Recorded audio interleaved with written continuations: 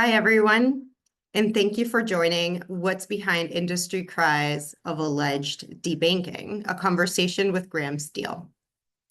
I'm Natalia Renta, Associate Director of Corporate Governance and Power at Americans for Financial Reform Education Fund. Before we get our conversation started, I want to introduce Graham Steele and thank him for being with us here today. Graham is an academic fellow at the Rock Center for Corporate Governance and a fellow at the Roosevelt Institute. He's an expert on financial regulation and financial institutions with experience working at the highest levels of law and policy in Washington, D.C. Graham was confirmed by the U.S. Senate in November 2021 to serve as the Assistant Secretary for Financial Institutions at the U.S. Department of the Treasury, where he served until January 2024. From 2015 to 2017, Graham was the Minority Chief Counsel for the United States Senate Committee on Banking, Housing, and Urban Affairs. He has also served on the staffs of former Senator Sherrod Brown, Stanford Graduate School of Business, and the Federal Reserve Bank of San Francisco.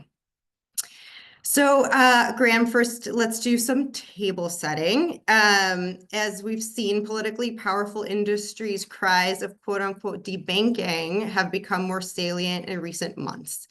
Can you start by telling us about this recent activity in Congress and what we should know about these cries of alleged debanking?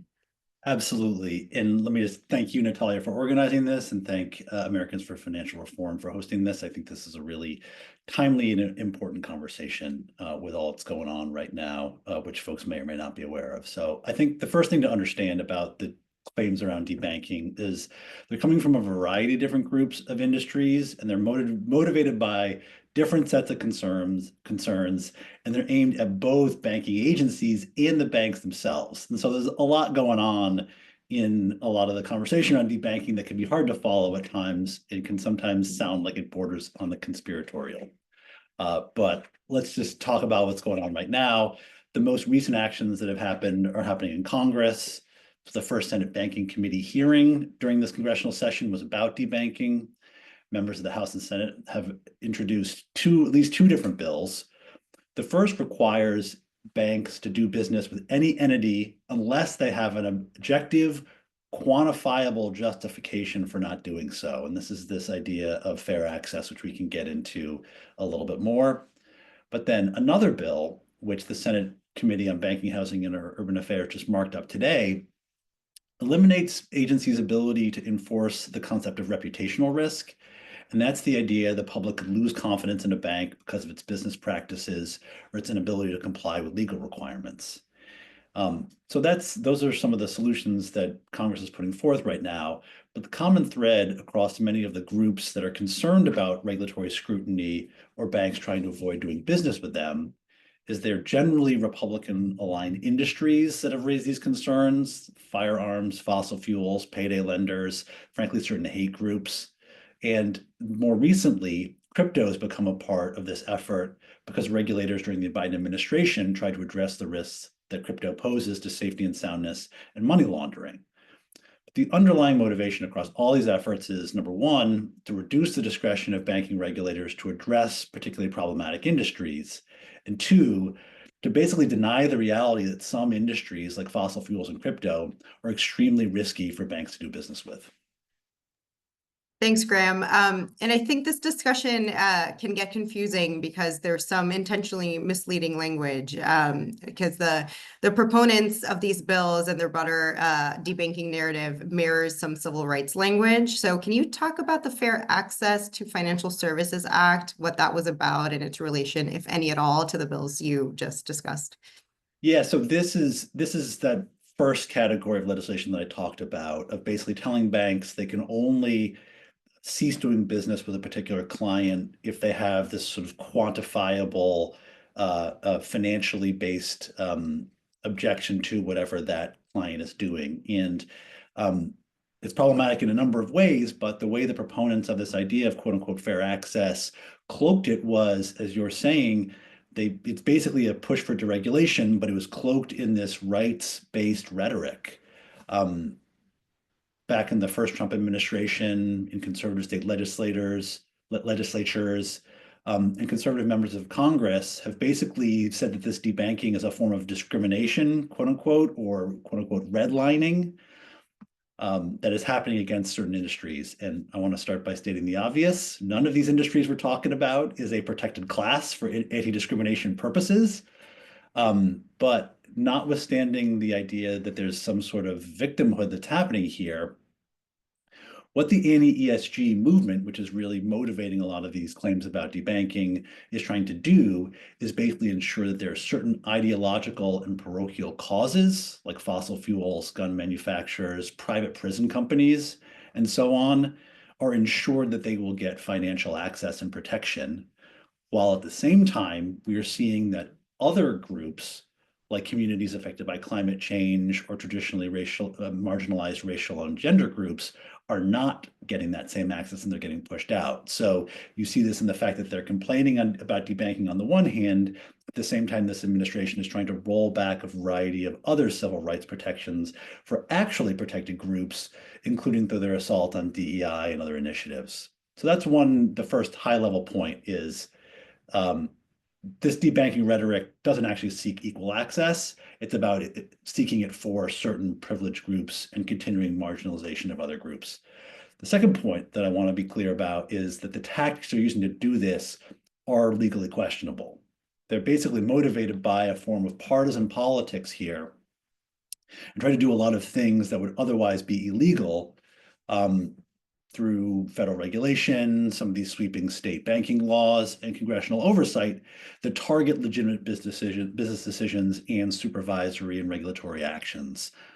State-constructed blacklists, legislative jawboning, opening law enforcement investigations, and they're trying to use these illegal tactics in an attempt to force banks to continue doing business with energy companies, firearms businesses, and other industries and entities that fall into this favored ideological category that they see as their allies. And I want to note the irony of a lot of this debanking conversation and contrast it with what the EPA is doing right now if folks are not aware of what's happening here. The EPA has frozen grant funds held in private Citibank accounts to prevent recipients of Inflation Reduction Act funds from accessing their money. The pretext here is that there's some alleged quote unquote fraud happening, but the real reason that's motivating this is they don't like the groups that are doing work to address climate change, and so they've frozen them out of their bank accounts. So you've got years and years of screaming about debanking. After all of that, the administration is now actively debanking groups that do vital work in communities to address the implications of climate change. Thanks, Graham. So thank you for all of that discussion of the most recent developments, but you wrote a law review article recently that also talks about some important historical background on all of this. So can you discuss that history and how it relates to the broader anti-ESG efforts?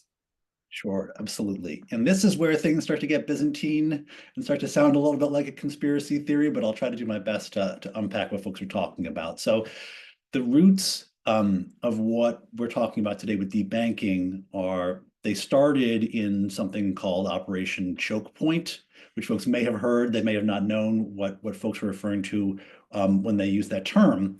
But the term itself is a little bit confusing because it's a little bit of a Rorschach test that means a lot of different things to a lot of different people. The basic factual foundation of what happened there was during the Obama administration, the banking agencies were trying to address payment fraud. And so they focused on a specific set of risk-based factors that were served as indicia that there might be payment fraud happening in industries that exhibited those indicia of fraud risk. And then they warned banks about the risks of these specific indicia and of more broadly those industries, and just to be careful of potential fraud risk. The FDIC's Inspector General, after a lot of hue and cry about this, and back then, allegations around debanking, FDIC's Inspector General looked into this episode.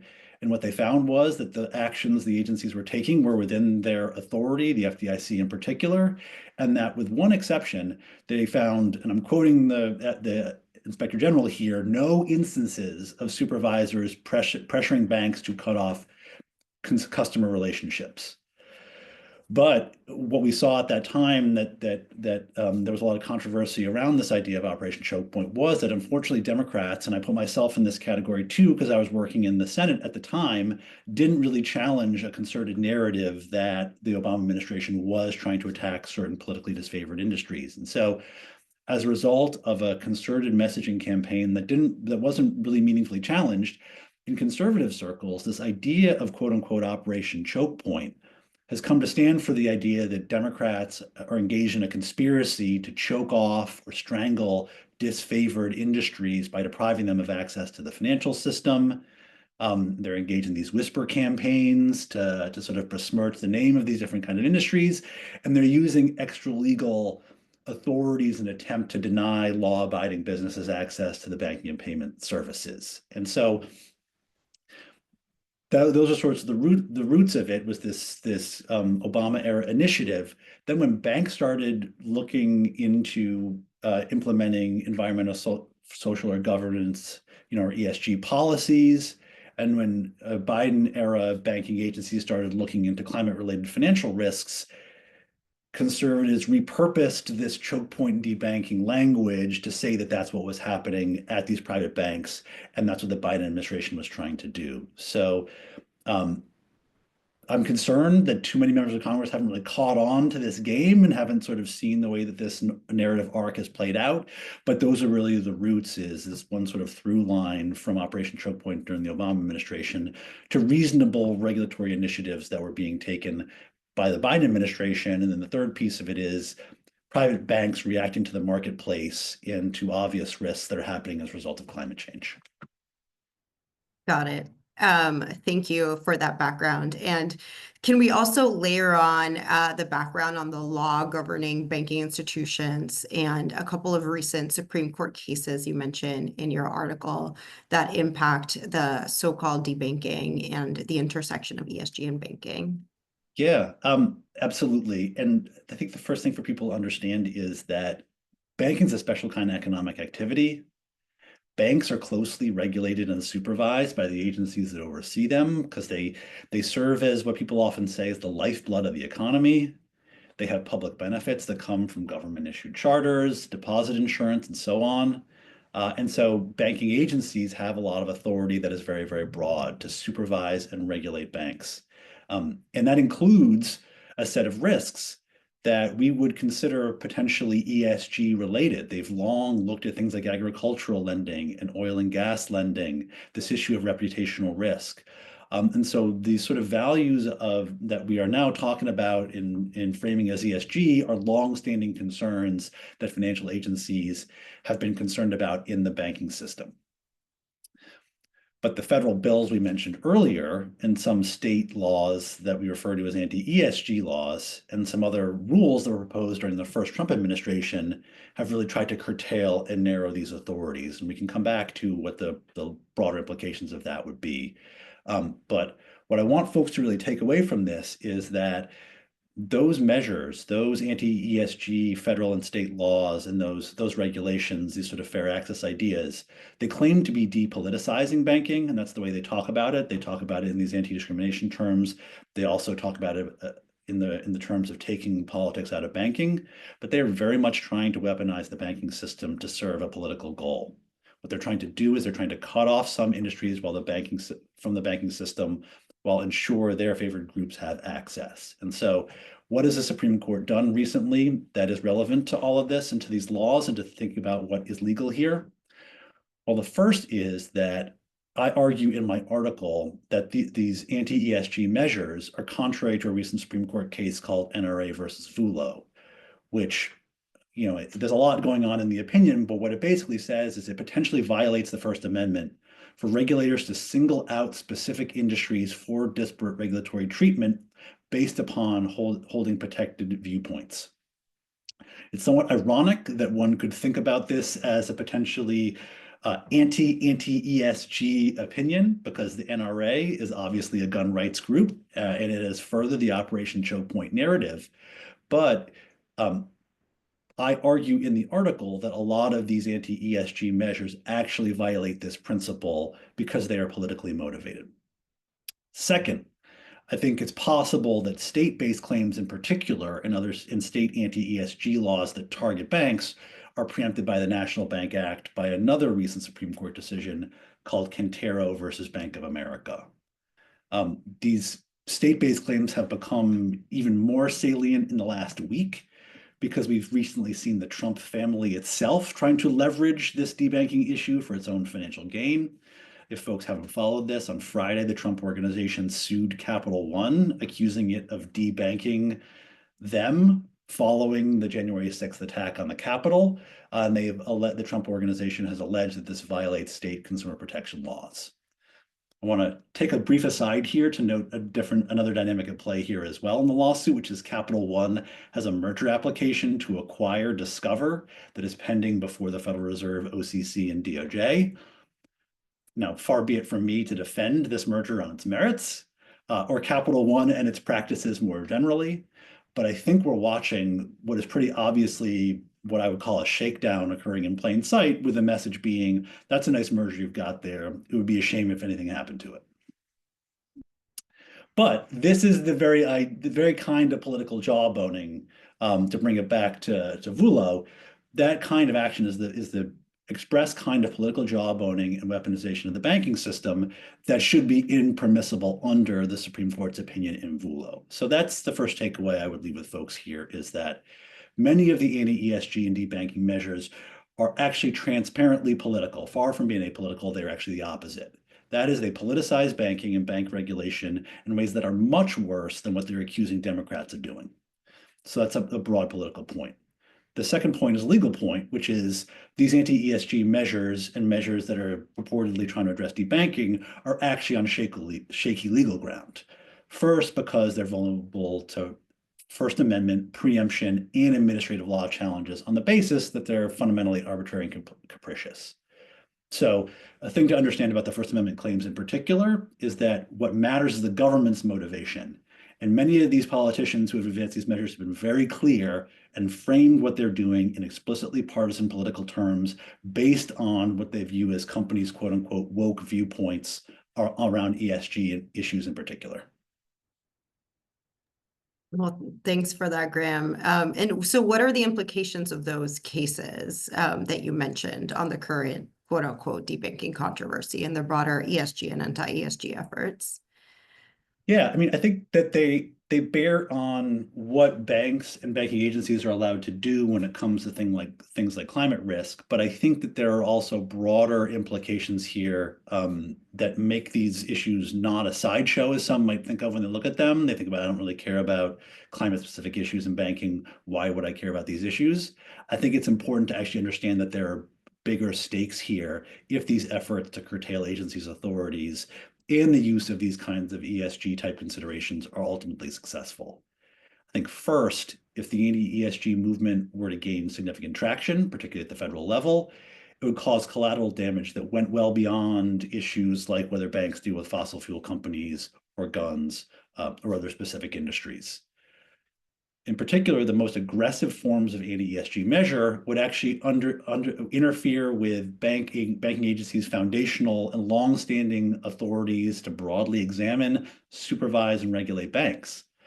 So regardless of whether ESG opponents would consider these to be intended or unintended consequences, whether they're intending to do this or not, the point is they would have a broad impact on agencies' authority to oversee banks and supervise them and examine them for a broad set of risks, and then impose regulations based upon those sets of risks.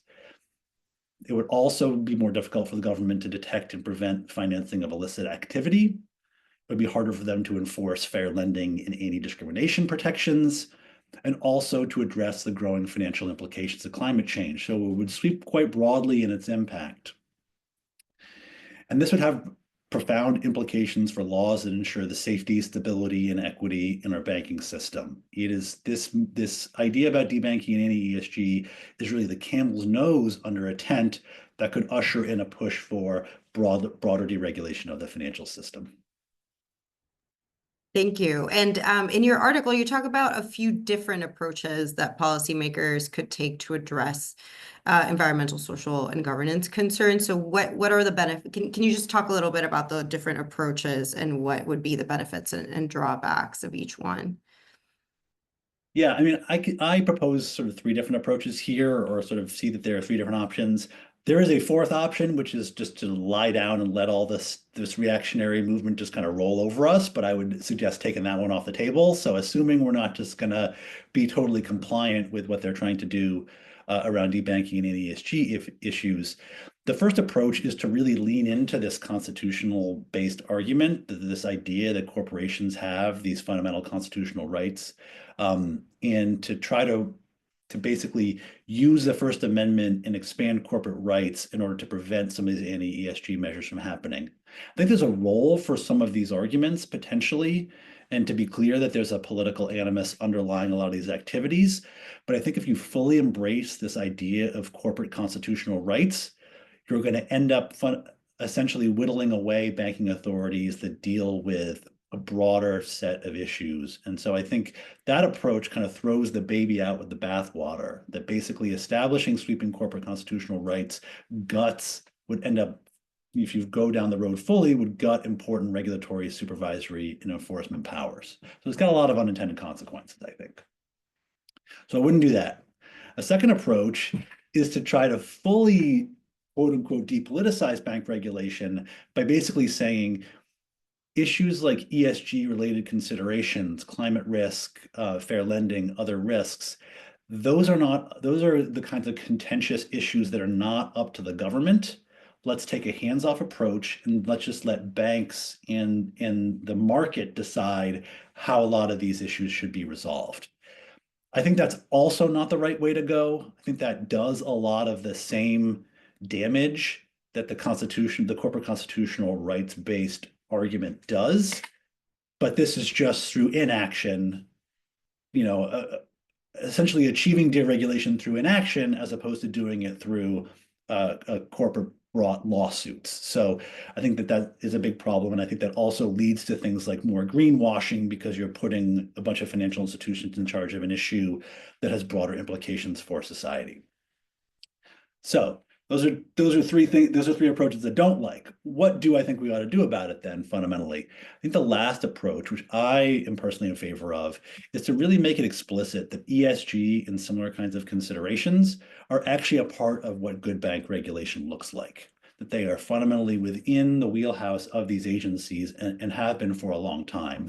They're important and a relevant and essential part of ensuring that banks are broadly serving the interests of society, that they are safe and stable, that they are thinking about the broader needs of the public that they are supposed to be serving. So that is fully embracing the idea that they belong in the sphere of bank regulation. Now, let's be clear, I think that there needs to be a sound policy basis for however you want to incorporate these considerations. I think some of the things, the anti-ESG things that happened in the first Trump administration fundamentally lacked that, a rigorous underlying policy justification for them. And so I think we've still got to do our work and our homework to explain how these measures fall within an agency's legal mandates, how they are appropriate role for these agencies to play. So there's a legal constraint here that we've got to be very mindful of. I also think that some of these disputes will not be easy to win, even if you're fighting in Congress or at a regulatory agency. It's going to require things like political organizing. And some of these sectors that have raised these debanking claims, but also the financial sector itself has a lot of political power. And so folks are going to really need to be on the ground, need to be organizing around these issues. But my fundamental point is these issues should be engaged in a regulatory and political process run by agencies that are democratically accountable, and not left to either to corporations, private banks to decide, either because it's purportedly part of their constitutional rights, or just because we think it's too, quote unquote, political to engage with them.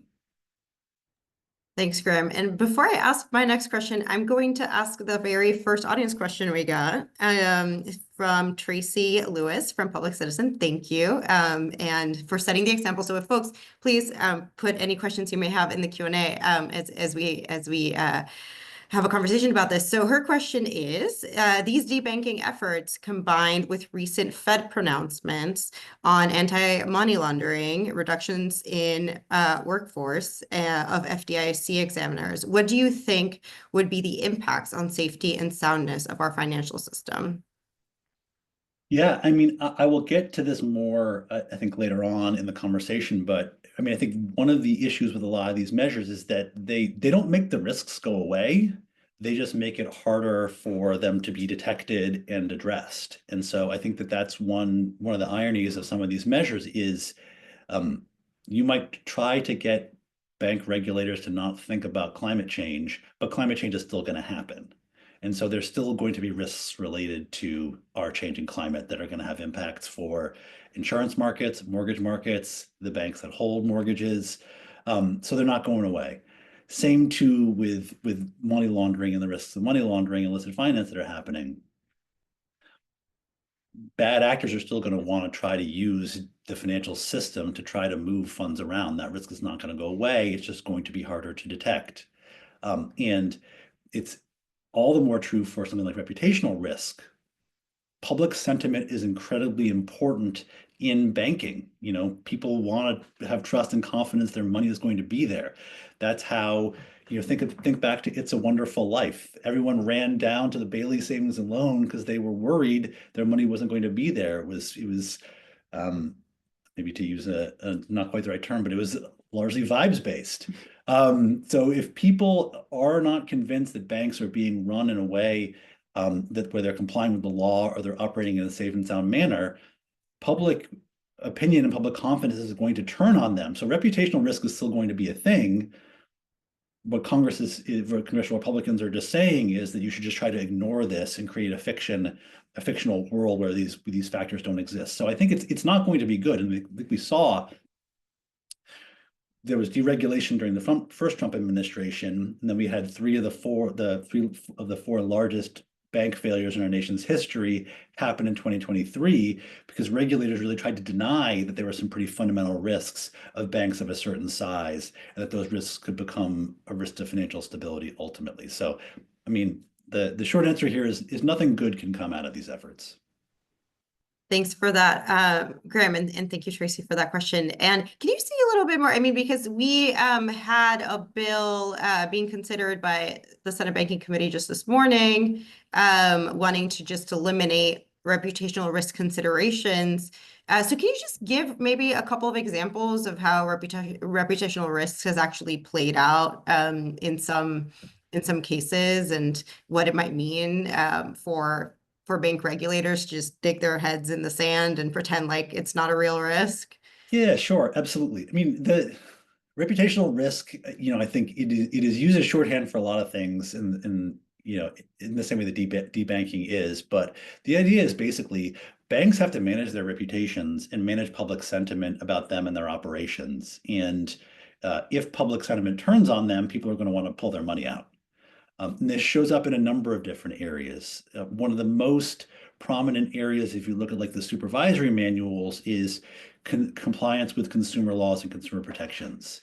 That a bank that is found to be doing egregious predatory payday loans, or is found to be foreclosing on lots of customers, or is found to be taking advantage of their customers in other ways, that's bad for the financial institution. It can undermine the public depositors, potential customers' confidence in them, and they're running a safe and sound institution. Illicit finance is another example where when it comes out that financial institutions have been laundering vast amounts of money for like drug gangs, for example, or for hostile foreign regimes like Russia or North Korea, that again, the market loses confidence in them that they're running their institution in a safe and a sound way, and markets can turn. And we've seen examples of this. Back in the early 2000s, there was a bank called Riggs Bank that had a large footprint in Washington, D.C., and they were found to have engaged in covering up money laundering for the brutal dictatorial regime of Augusto Pinochet, and also the regime in Equatorial Guinea. And the market, when regulators in the Justice Department brought an action against them for these violations, the market really quickly turned on them as an institution and basically thought that this is a fundamentally corrupt organization. We don't want to do business with it anymore. And creditors and depositors started to run on Riggs, and another bank had to come in and buy it before it went into receivership. I think we saw this a little bit too with Credit Suisse, the large Swiss bank that failed in 2023, where their issue wasn't so much a sudden quick run by creditors or depositors on the institution.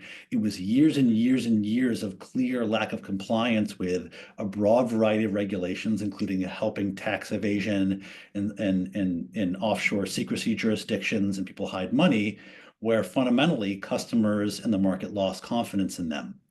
So you can end up with a run on a bank for reputational related due to reputational related factors. You can also see reputation come around in additional enforcement actions. So we saw Wells Fargo in 2016. They got fined by the Consumer Financial Protection Bureau for opening up fake accounts in the name of customers. And they've had difficulty cleaning up their act and getting into compliance. And so then the Federal Reserve brought an additional enforcement action. I think it was in 2018, if I remember correctly, although I could have that date wrong, where they put a cap on the size of Wells Fargo because they could not get their act together from a compliance perspective.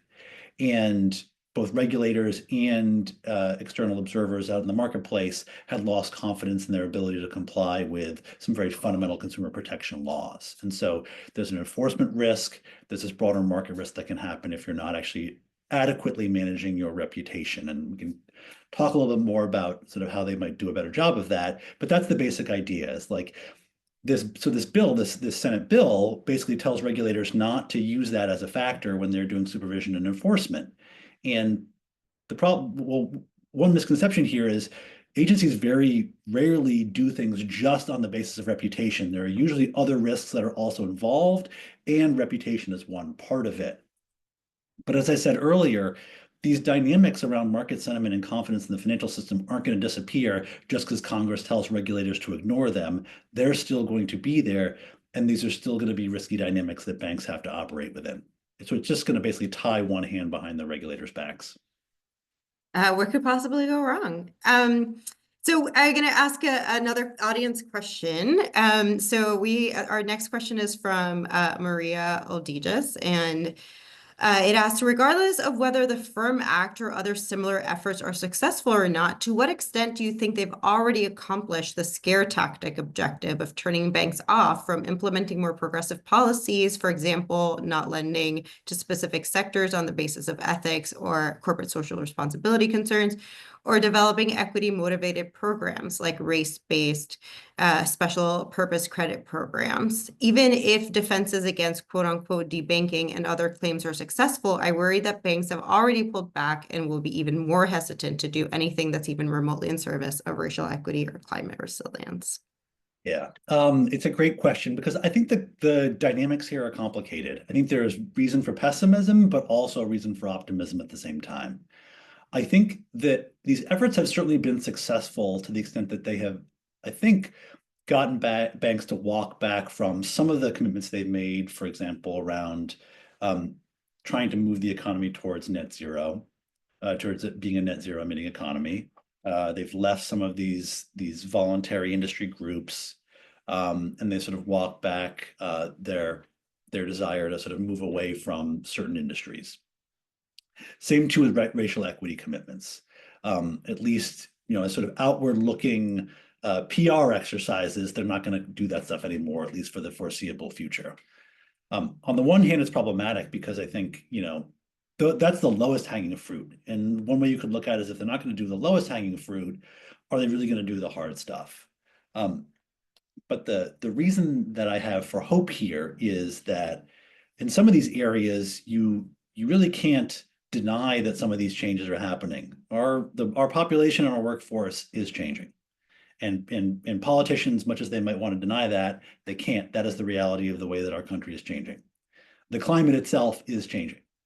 You can tell banks that you can try to jawbone them as much as possible to ignore the climate change is happening, but it is. And banks might not be making splashy commitments, and they might not be doing some of the sort of greenwashing stuff, as I said earlier, that they would do in the past. But there is a transition that is underway, and we are seeing the physical risks of climate change manifest as well, and they cannot deny those things. They're going to have to count for the way the climate is changing. And so there's no way to legislate your way out of a climate crisis that is starting to really advance pretty rapidly. So there's reason to think that even if banks aren't doing the sort of top line PR exercises, there is actual substantive work that they will keep doing just because the world is changing around us and in ways that they cannot deny. But that's not to say that they're going to do all the things that we want them to do. And so we've got to keep doing the work that we do in order to both get private institutions to make the changes that we want to see, but also we should see it as fair game now when administrations do change, that these issues should be back on the table as matters of financial policy. And we should stop relying on private financial institutions to be the change agents here. We should really take this as an opportunity to use government as a way to enact these policies so they will be more resilient. And so we as people who control our government are the ones making the determinations about how some of these policies ought to play out. So I think bad in some ways and reasons for pessimism, but also reasons for optimism in that we can find a new model here. And some of these changes are inevitable. That's why there's such a backlash to them. Thanks for that. And thank you for that question, Maria. Our next audience question is from Alex Martin from Americans for Financial Reform, who noted that at the markup today of the Firm Act that we've been talking about that would get rid of the reputational risk considerations. Senator Scott repeatedly said that regulators can still scrutinize certain illegal activities like money laundering and terrorism financing without needing to rely on reputational risk considerations. How does a reputational risk lens better empower regulators to take on these cases? Well, I think we should understand this law or this bill as a cudgel. So I think we should not take at face value the idea that they're just going to pass the Firm Act and then lay off the agencies and let them do whatever they want to do with a free hand when it comes to safety and soundness or money laundering concerns. I think the minute that the agencies took some sort of supervisory or enforcement action that the proponents of this law or this bill are arguing for, that they would oppose, I think they would haul that agency right back up or send them a sternly worded letter saying this law we passed prohibits you from doing the thing that you're saying you want to do. So I think we should understand that on the one hand, they're saying now, oh, you can just keep doing things the way you've already done them. But what we've seen with other deregulatory measures, and we saw this when Congress passed a law called S2155 back in 2018 that rolled back important parts of the Dodd-Frank Act, including for large banks like Silicon Valley Bank. What we saw was proponents of that law at the time said, this isn't fundamentally changing the law in any way. Agencies, you still have flexibility to implement this in any way that you want. And so we're not really making any material changes to the law here or tying the hands of regulators. But what we saw then was after they passed that law, they would send missives over to the agencies saying, you're not deregulating in the way that we wanted you to deregulate based upon this law that we passed.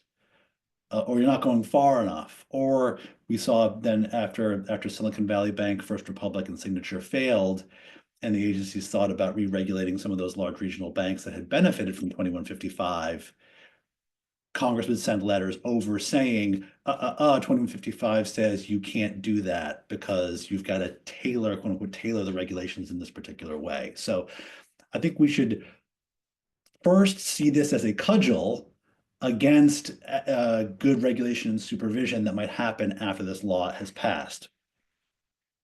But I think you also have to understand that where reputation risk begins and ends and where sort of quantitative metric-based analysis starts in the area of money laundering in particular, like there's a fine line between those things, and it's complicated, and it isn't necessarily the best system, because there are certain industries that are just seen as per se riskier because of the regions they operate in or the kind of transactions they engage in. And those aren't necessarily, those are sort of reputational factors about, crypto is known to be a haven for money laundering right now. And so, agencies can say to, banking agencies say to their supervised entities, be careful and make sure your customers, particularly crypto customers, are being vigilant about money laundering. Part of that is reputation based. And once you take that off the table, it's just going to be much more onerous for agencies to make those sorts of risk-based assessments. And you saw this during the Biden administration. The Treasury Department sent a letter up to Capitol Hill about some of these fair access laws, saying this would make our job materially harder because there's just a more onerous burden on us to show what the risk is here and and what to do about it. That's very enlightening. Thank you. And our next question is from Chris Matani, who asked if debanking, quote unquote, efforts are on shaky legal ground. How is this allowed to continue? What is being done to contest the legality of this movement? And have there been any successes or failures in contesting the legality? A little bit is the short answer. There have been a few lawsuits against those state anti-ESG laws, some of which have at least, they're in very early stages now because these laws are relatively recent, 2020, 2021, 2023, 2024.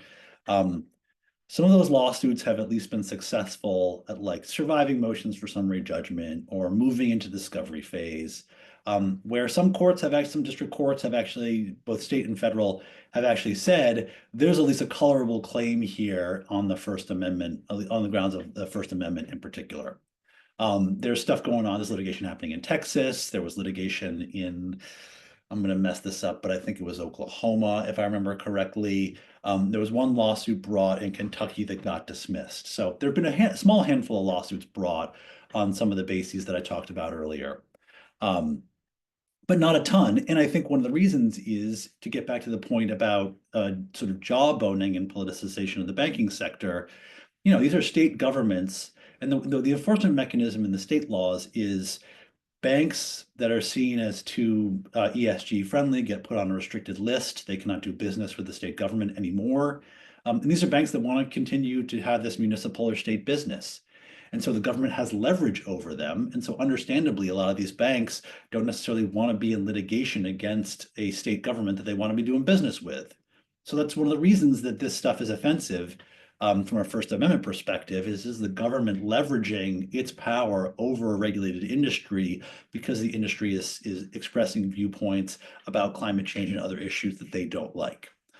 So that's a long-winded way of saying that the banking industry is not necessarily our friend on some of these issues because they have a different set of incentives. They have purely business-minded incentives that don't necessarily extend to, fully doing a full set of, let's say, climate-friendly policies, for example. So there's been mixed success there. I think most of the worst proposals that has been successful pushback, when they have gone so far that industry themselves has not liked them.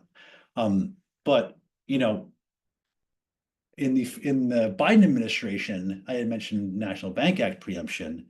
There was a large push by the banking industry to get the OCC to declare that a lot of these state laws were preempted, but the OCC didn't do it. You'd have to ask them why that was. They're usually pretty aggressive about blocking state consumer protection laws, but in this case, I think there's a good case these laws are preempted and they didn't do it. I think in a lot of these cases, it comes down to a fundamental lack of political courage, honestly. Thanks for that. Our next question from Renee Manley. We know that banks' predatory practices had a disparate impact in Black and Brown communities. Where do you see this effort in light of past practices? How do I see debanking fitting within that? Mm-hmm. I mean, I think they are simultaneous. As I said, earlier on in one of my answers, these are sort of two sides of the same project, which is make sure that certain groups and entities get privilege and get better access into the banking system while still continuing the historical marginalization of communities of color, LGBTQ plus communities, immigrant communities. That is only one side of it. It is get our folks into the banking system, but also keep other folks out of out of the financial system. I think we're going to see attacks on things like disparate impact analysis and the ability to use that in taking on claims of lending discrimination. I think we're already seeing that in some agencies like the Department of Education and HUD, where they're backing off from bringing discrimination-related claims in some of these areas. So I think the fundamental impact of this is going to be further marginalization of certain groups and communities out of the banking system. And we can have a good faith argument about who is in the unbanked and underbanked population and ways to bring those folks back into the banking system, assuming that they want to participate in the banking system. Some people might not by choice, but let's be clear that this movement, this quote unquote debanking movement, is anathema to that conversation. These are not the same conversation. Debanking is largely a bad faith effort. If you want to have a good faith effort conversation about who actually gets access to the banking system and on what terms, that is a very different conversation that we need to have. And this other movement is really, really hostile to that. Thank you. We have another question from Alex, saying it certainly seems like the prominent crypto affiliation of Silicon Valley Bank signature and Silvergate exacerbated the bank run. Is that a reputational risk effect? I don't think there's any question about that. And you look at the FDIC's postmortem report on its supervision of Signature Bank, and the same with the New York Department of Financial Services postmortem on their experience with Signature. And it was very clear that folks might not remember, but earlier in that week that SVB went into receivership, another smaller bank, about a $10 billion bank in Southern California called Silvergate Bank, which was known as the crypto bank, itself went into receivership. And some of its deposits left and went to these other institutions that then had runs on them. And this is a textbook reputational issue where depositors and other market participants saw the stress at Silvergate and saw Silvergate go into a run and then go into receivership. And they looked around at who else looks like that, whose business model is similar to that, and therefore who's the next one that we are going to be the most worried about from a risk perspective. And they looked at SVB and they looked at Signature. That's a classic reputational issue. We saw the same kind of thing happen during the 2008 financial crisis.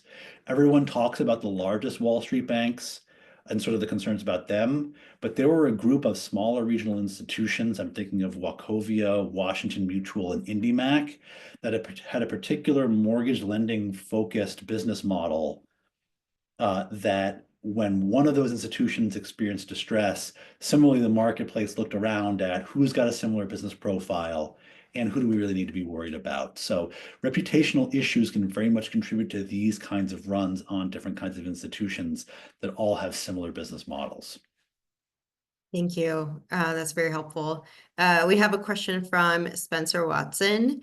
Is there a meaningful way to address the real exclusion of sectors of business like adult content creators that are based on reputational risks so that we can focus on bad actors instead of LGBTQ businesses and sex workers? Yeah, I mean, I think that's the unfortunate part of this whole conversation. It distracts from real ways to solve, number one, who is unbanked or underbanked, or number two, in this in the anti-money laundering compliance, the issue is called de-risking, of cutting off whole populations or cutting off whole segments of the community because they are seen as a money laundering or illicit finance risk. I think the problem with a lot of these issues is, from a policy perspective, solving them is complicated, and thinking about how to do it you have to have a lot of hard conversations. When I was at the Treasury Department during the Biden administration, they had to come up with a whole de-risking strategy and try to understand how to actually keep some of these industries that are perfectly legal in the banking system and not have them de-risked and pushed out.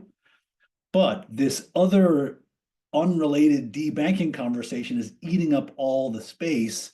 And it's a very simple thing, which is just deregulate and let crypto and let fossil fuel companies and let firearms companies into the banking system, and that will solve everything, and it won't. And so I really do worry that there's probably real solutions here on the de-risking issue that need to be done, but this other bad faith conversation is really distracting us from talking about what that actually looks like. Because I think we need to have a broad and robust banking system where folks who want to use cash are allowed to use cash because that's what they're comfortable with. Folks that want to use traditional banks can use traditional banks.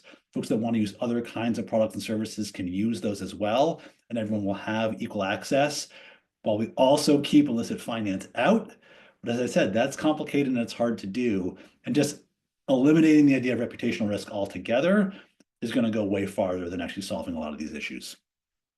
Thank you. This is the final audience question we have for now, which is, you mentioned Quintero. It's by Anonymous. You mentioned Quintero. Generally speaking, how strong do you think the preemption argument is as a means of challenging these state laws? Well, if Anonymous is interested in reading the full analysis that I do, there's a section of the paper that sort of goes through what I hope is a deeper dive in the analysis of whether the standard in Quintero, as folks might know, that was codified in the Dodd-Frank Act, is whether the law prevents or significantly interferes with the ability of a bank to exercise a national bank to exercise its banking powers. I think the claim here is actually pretty strong. Because we're dealing with deposit accounts here, a fundamental core banking power. The interference here is really pretty strong. You've got state governments trying to bring the whole force of their government to bear on the ability of the bank to decide how they offer deposit accounts and to whom they offer these deposit accounts. It may not prevent them from fully engaging in the offering of these various kinds of accounts and services, but it certainly interferes in that it micromanages and it tries to override the bank's own business judgment about what a good risk is and who they want to do business with. So it seems to me like a pretty strong case that these laws could actually be preempted. What they're preempted with and what replaces it, that's I think the thing we have to think about and we should have concern about is if it's just replaced by a federal fair access rule that does just as much damage, then we've got a problem. But my point again is that's a policy and political problem that we all have to organize together on. It is not a problem for the courts to solve. Thank you. I got a question about whether the recording will be available, and yes, we will be sending this out probably tomorrow. So my last question to you is a pretty big one. So how do you expect federal policymakers to address these issues in the coming years, and what recommendations, importantly, do you have for advocates, many of whom are on this call right now, to move forward your suggested approach at both the federal and state levels and fight back against industry's deregulation agenda? Sure. Well, as I kind of suggested in my answer to, I think it was Renee, in the next few years, I think things are probably going to be pretty bleak. This administration seems determined to drive more climate change, and it's completely beholden to the crypto industry, and they are trying to walk back commitments to equity. So I think we've already seen some of the heads, or at least the acting heads of banking agencies, talking about debanking and talking about all the anti-ESG stuff they're going to do and saying that those are priorities for them. So things are not going to be good on a lot of these fronts, but that's not an excuse for us to give up. So I'd urge policymakers and advocates to first, if folks leave with nothing else from this whole conversation, I want folks to take away that we got to start by pushing back on this specious debanking narrative. I think unfortunately some have lent credence to this idea, and it's given the idea too much air. We saw in the Trump lawsuit against Capital One that it even cites statements by some Democratic members of Congress about this scourge of debanking that is happening. And I think that that is a problem. If Democrats are feeding into this idea that that at least what these debanking proponents are talking about is a real issue, or is a part of a shared project. I want to be clear, again, consistent with some of the stuff I've already said, though, that addressing the root causes that affect these populations that are actually unbanked or underbanked is a fundamentally different project than the bad faith effort to create a narrative about debanking. We want to solve this unbanked and underbanked problem, definitely, but first we've got to separate that out from this other bad faith effort that's happening. So that's the first thing. Let's debunk this narrative and let's push back on it. Point two is I would urge policymakers and advocates to then do more to lean into, we can call it ESG in banking, we can call it something else, but understand that these issues are actually the majority supports a lot of the stuff that we are trying to do. And this anti-ESG movement is actually an anti-majoritarian movement. And that's why it is so vociferous. It's a few well-connected industries and a few state legislators and members of federal Congress, but that actually most people care about the climate, and they actually do care about equity. And contrary to this administration's overheated rhetoric about DEI and ESG, the polling on these issues is actually they are actually broadly popular. So Democrats can do things that are both good and that are also politically popular if they really want to lean into these issues. And again, not to beat a dead horse here, but that's the reason reputational risk exists as a concept, is because public sentiment can turn on a business very quickly. And in banking, public sentiment and public trust are foundational. So Republicans can try to, again, force banks or bank regulators to ignore the realities of reputational risk or climate risk, but they can't actually make those risks go away. The last point I would leave folks with, the third point, is Wall Street deregulation is also broadly unpopular. If you look at the president and what he says and does on the campaign trail, he actually has consistently ran against Wall Street. He's always done a bait and switch when he's gotten into office, and he's done all the deregulation that they wanted, but he understands there's a bipartisan skepticism of concentrated financial power. So anti-ESG stuff is not popular, and also Wall Street deregulation is not popular. And so it's good policy and good politics to stand up for strong financial regulations. So that's what I would say we ought to do. Could not agree with you more on those points, Graham, and just wanted to thank you again for being here with us today. Do you want to direct folks to your paper or anything else they should follow you? Sure. It's called Banks and ESG. It's on SSRN, the Social Science Research Network. I'm trying to place it in a law review right now as we speak. We'll see how that goes. These cycles are tough, but folks can go find it on SSRN. Fantastic. Thank you so much. And we'll be following up with the recording and resources on these very important issues. Thank you so much for joining, folks.